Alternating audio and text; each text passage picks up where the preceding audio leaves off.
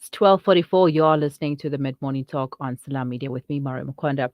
Over the past week, a load shedding has been escalated to stage 6, leaving many South Africans vulnerable with an increased risk of damage to sensitive electronic items due to power surges, fires, and crime. And we are still facing a load shedding. We just got out of it a few moments ago, and it is a very, very dire situation that we are facing as a country, and more so because of the increased levels of crime.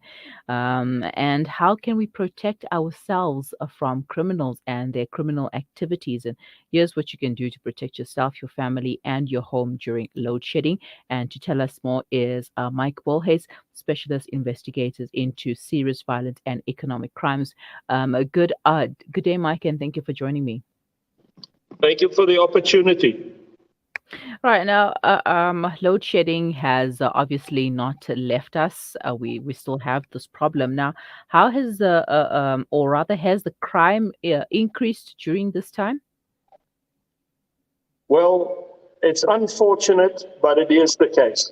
The criminal element will definitely and has take advantage of any dire situation in South Africa.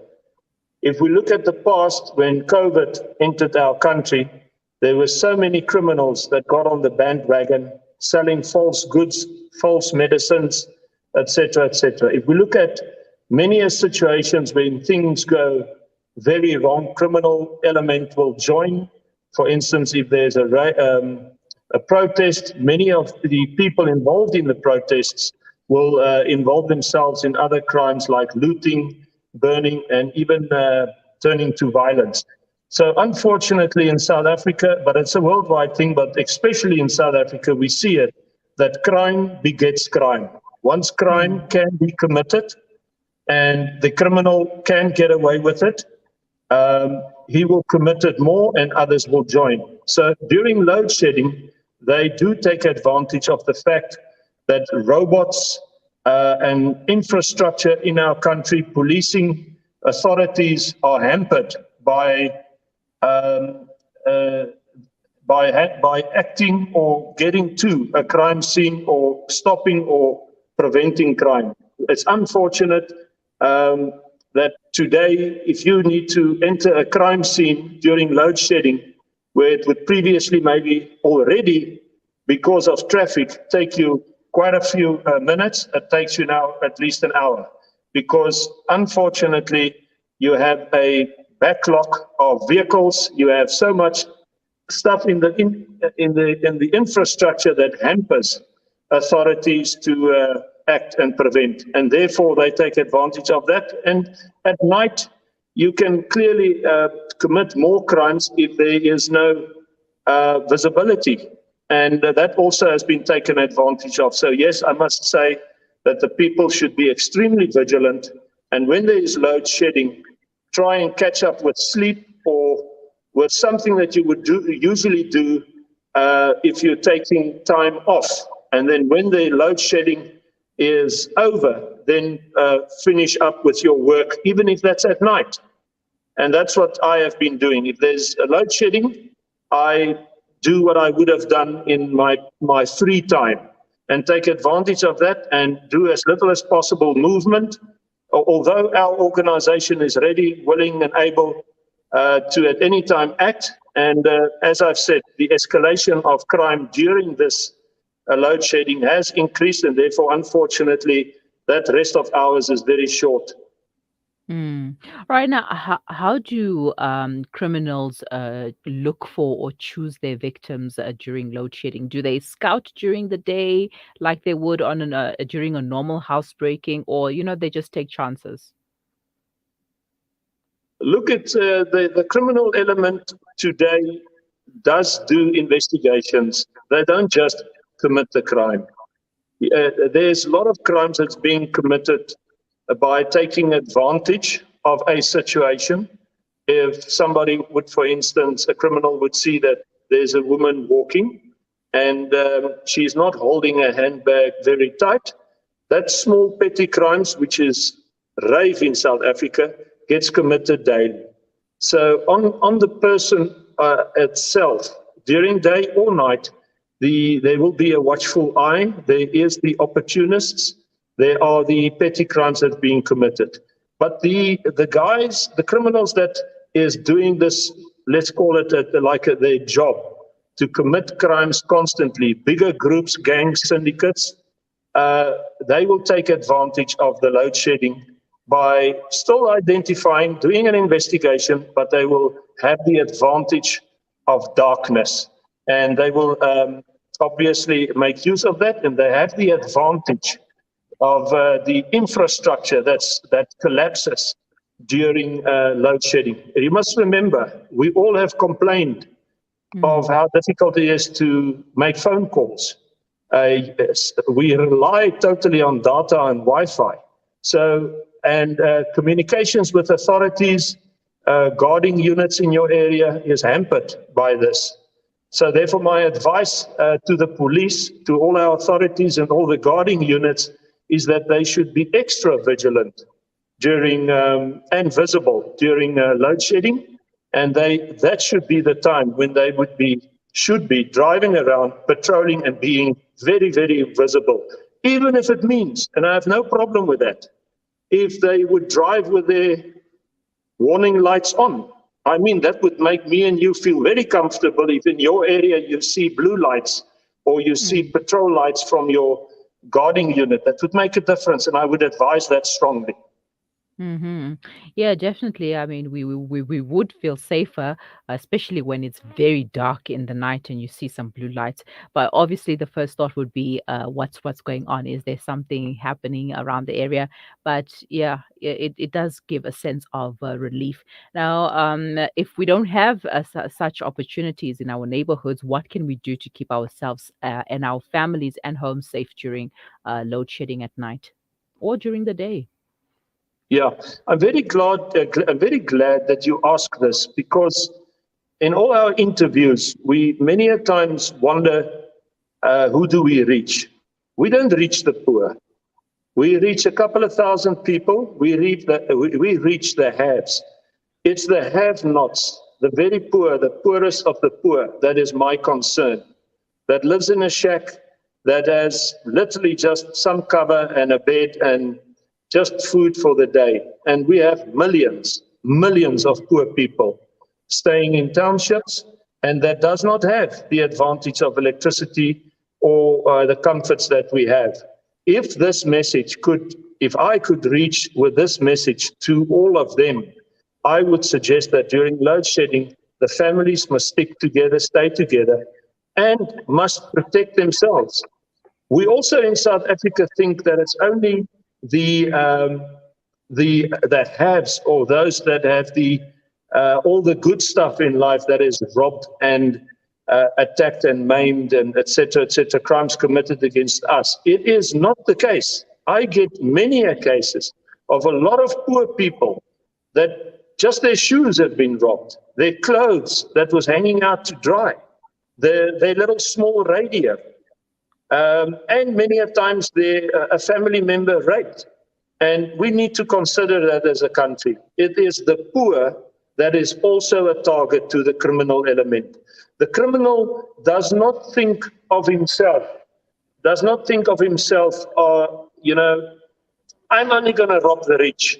I'm not going to attack the poor, or I'm going to assist the poor and only concentrate on the rich. The criminal element look at the advantage of how he can enrich himself.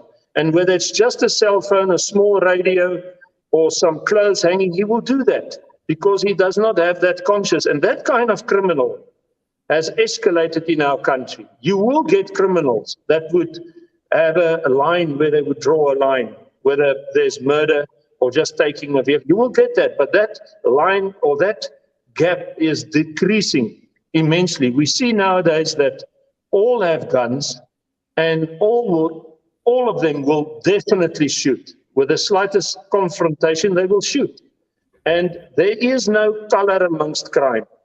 White people, black people, all kinds, all kinds of people in South Africa get involved in crime, and it is the mindset of a person, not what he believes in or what color or what political affiliation he's involved with. It is the mindset of that person that puts him in a line where he decides, make a willful decision as to commit crime. And as he commits crime, as I've said, crime will always escalate, and a criminal will always want to do the united rebellion. You would always want a partner or more that involves themselves with him in this crime that they commit. Yeah, as you've mentioned, crime has no color. Anyone can commit the crime. And what about online? Since you also do economic crimes, and we've spoken before about online criminal activity. So, are we vulnerable during the load shedding with online crimes? Well, fortunately, there is one thing that does hamper the cybercrime criminals, because from what my experience and our investigations has shown, is that due to power failures and due to load shedding, in those times, it is very difficult for the criminal that uses electronics to infiltrate and to do their proper criminal jobs, because they are also put at a disadvantage due to load shedding. However, I once again have to make a distinction between the haves and the have-nots. So those that are fortunate enough that has generators, they are still a target. Those who are fortunate enough that have inverters or some kind of assistance during load shedding, that they still do have power, they are at a disadvantage, and they usually would then get involved on the internet and can get knocked and scammed. But I think by now the South Africans has seen so many of our projects and read so much in the news and heard so much on the radio and TV about cybercrime and the very, very big danger of social media, the internet, and all these platforms, that they are starting, slowly but certainly, being more aware and more careful when they are on platforms or are involved in social media. It's still not there, because unfortunately, social media, in my opinion, is in the world at the beginning end of all crimes, and is therefore the biggest killer. You know, you can be influenced so much via the platform, social media, and the internet, that you can make the incorrect decisions from the start and get involved with the wrong people, take the wrong medicine, cut out the right people, get involved with the wrong people, and get involved with knocks and scams, etc., to the point where people do commit suicide about that or because of that. So if you take the disadvantage of social media, what it's caused of late in the last couple of years, it breaks people. Cyberbullying has escalated in thousands of percentages. It has ruined marriages. It has actually influenced political situations, presidents, countries getting into each other, getting to war. The social media network is so powerful that it can move a president, a country, the strongest businessman, the husband or the wife, and obviously the kids. We are inundated with complaints about cybercrime and complaints about platforms being abused and misused. And I'm sure you guys have seen it all. There's no one person that you would interview that would not complain about the dangers of social media and how it has hurt and how it has damaged some part of his life or influenced some part of his life. So if I can ask the people to be very, very responsible on social media, whether there's load shedding or not, it would be my greatest request and my biggest dream to fulfill, that people will be responsible on all the platforms, on their cell phones, tablets, their computers. Think before you send something. Ask yourself, is this to the advantage of me, total advantage of me, my neighbor, my community, and this country? And what is my agenda and what do I want to reach? And if you ask those couple of questions, you will most probably avoid sending fake news. You will most probably avoid doing something wrong on social media, and you will most probably not get involved into something that is wrong. And then lastly, I must say, once again, the poor, the very poor don't have these facilities. And in the end, I must say that social media can be to such an advantage of the world. But anything God has created or allowed on this earth for good, Satan will use for evil. And the criminal element, all of them, rely on social media. If they have your contents of your phone, they have everything. If they in communication with you and you give information, they can delve deeper and get more. So be very careful of the electronics and maybe stay a bit of it and make use of the load shedding to do other things. I hope and pray that our country gets through this. And this goes hand in hand with so many other crimes and problems in our country. And I pray for this country that we will get through this and deal with all this corruption. Yeah, we are praying there with you, Mike. Thank you so much for your time and have a wonderful day. Thank you. God bless you all. Thank you. And that was Mike Bolhuis, specialist investigator into serious violent and economic crimes, taking us through how to stay safe in your home during load shedding. And you know, the criminal activity is rife, and it can happen to anyone. It doesn't have to be a rich person driving a fancy car, living in a huge house. It can happen to absolutely anyone. Even if you're just walking down the street, something can happen to you. So always be vigilant. Always be aware of your surroundings. And if you need to carry pepper spray, please go ahead and do so. But find some way to protect yourself and your family when you are out there during load shedding. But also just simple things like being responsible on social media, watching what you post and what you share, and as a family, stick together as much as you can, especially in the dark of the night, when it's late and you are afraid of what could happen. But yeah, even if you have all the type of security, still something could happen, unfortunately.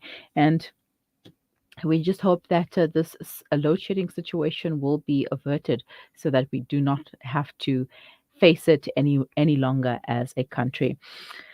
And we have come to the end of our broadcast for today. Thank you for joining me, and thank you for choosing Salam Media as your broadcast of choice. I will be back next week, Tuesday, 11 to 1 p.m. right here on Salam Media. And tomorrow is Nafisa Dengo, so you can catch up with her.